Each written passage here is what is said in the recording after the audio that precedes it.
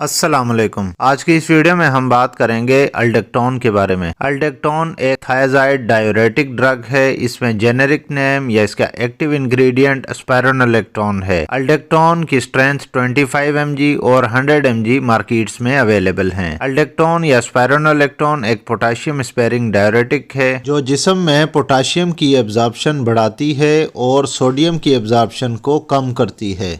और अगर बॉडी में पोटाशियम लेवल कम हो रहा हो तो पोटाशियम लेवल की रीअब्जॉर्प्शन करती है। अगर हम इसकी इंडिकेशंस यानी कि यूजेस की बात करें तो ये फ्लूइड रिटेंशन यानी बॉडी में जब एक्सेस फ्लूइड हो जाए जो कि कंजेस्टिव हार्ट फेलियर यानी कि दिल के फेल होने की वजह से बॉडी में एडिमा हो जाता है। बॉडी में एक्सेस फ्लूइड अक्यूमुलेट यानी कि बॉडी में एक्सेस फ्लूइड जो है वो पाया जाता है, जिसको कम करने के लिए अल्डेक्टोन टेबलेट का इस्तेमाल किया जाता है। इसके अलावा अल्डेक्टोन टेबलेट का इस्तेमाल सिरोसिस ऑफ लिवर यानी कि जब जिगर सुकड़ना शुरू हो जाए तो जिगर सुकड़ने की वजह से जब पेट में पानी पड़ना शुरू हो जाता है तो उस पानी को कम करने के लिए अल्डेक्टोन टेबलेट का इस्तेमाल किया जाता है। क्योंकि जब पेट में पानी जमा होना शुरू हो जाए तो वो एक्सेस फ्लूइड काज करता है, जिसकी वजह से अपर और लोअर लिम्स में एक्स्ट्रा जो फ्लूइड होता है, एक्सेस फ्लूइड होता है, वो बॉडी में रिटेन होना शुरू हो जाता है, जिसको कम करने के लिए अल्डेक्टोन टेबलेट का इस्तेमाल किया जाता है। इसके अलावा अल्डेक्टोन टेबलेट का इस्तेमाल किडनी डिसऑर्डर जिसमें नेफ्रोटिक सिंड्रोम, प्राइमरी एल्डोस्टेरोनिज्म और हाइपोकैलिमिया में हिर्सुटिज्म जिसमें एक्सेस बॉडी हेयर की ग्रोथ होना शुरू हो जाती है, तो उसको रोकने के लिए अल्डेक्टोन टेबलेट का इस्तेमाल किया जाता है। अगर हम इसकी डोजेज की बात करें तो अल्डेक्टोन टेबलेट हाइपरटेंशन में 25 मिलीग्राम से 200 मिलीग्राम रोजाना दिन में एक बार या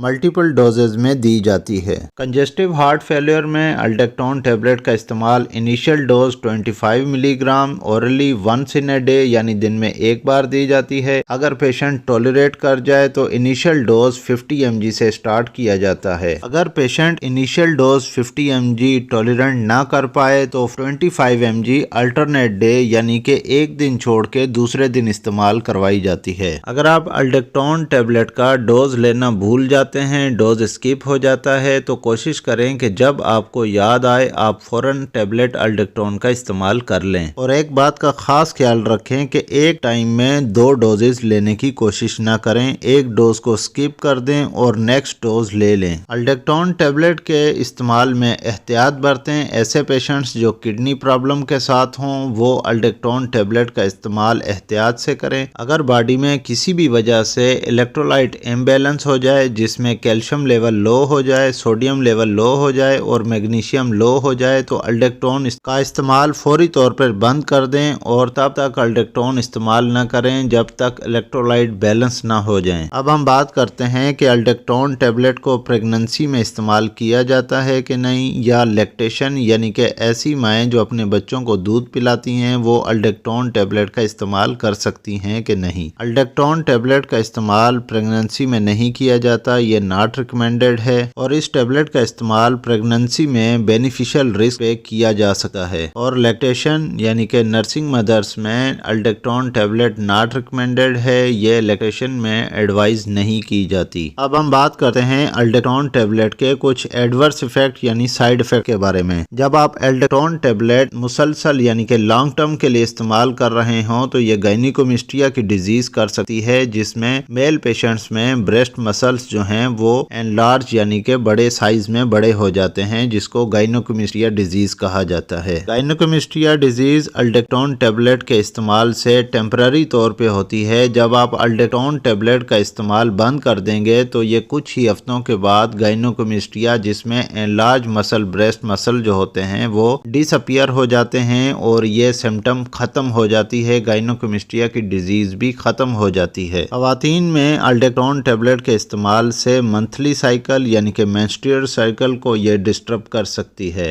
और कुछ पेशेंट्स में अल्डेक्टोन टेबलेट के इस्तेमाल से रीनल फेल्योर के केसेस भी देखे गए हैं।